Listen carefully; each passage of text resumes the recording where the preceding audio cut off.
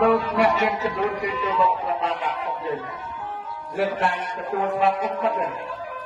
បាទដឹកទីជួម្ដងណាយើងក៏បានទៅលើកចូលជួទៅបាទគំនិតទៅតាមមកវិញបាទនៅចូលទៅអូផងបាទអរមួយវិញបាទឲ្យចូលតាមជួបាទចូលទៅអូផងទៅតាមជួឲ្យតាមអាចណាបាទdia nak kau ni tak nak kau ni tak kau ni ni nak dia nak kau ni bah jangan dia terlalu long ni nak tu dia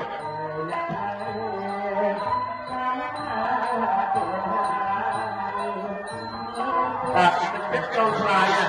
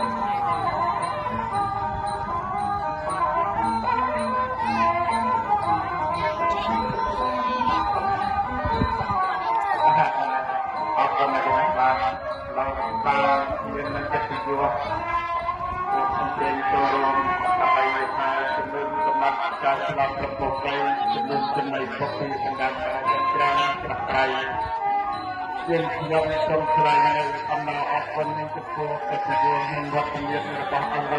តាមអញ្ជើញចូលរួមមក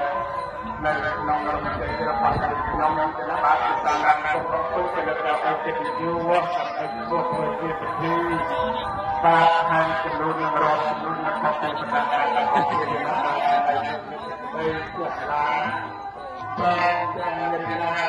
ព្រោះថាទទួលចំពោះដល់បន្តបាទទៅមានវត្តមានមកហើយសូមគោរពសូមជម្រាបជម្រាបអស់ចំណងលោកពីបានទៅក្នុងប្រោះស្រីតាមព្រះដៃសម្រាប់ព្រះដៃចំព្រះដៃក្រោយអំពីមហាសម្បត្តិបានរៀបចំចំនួន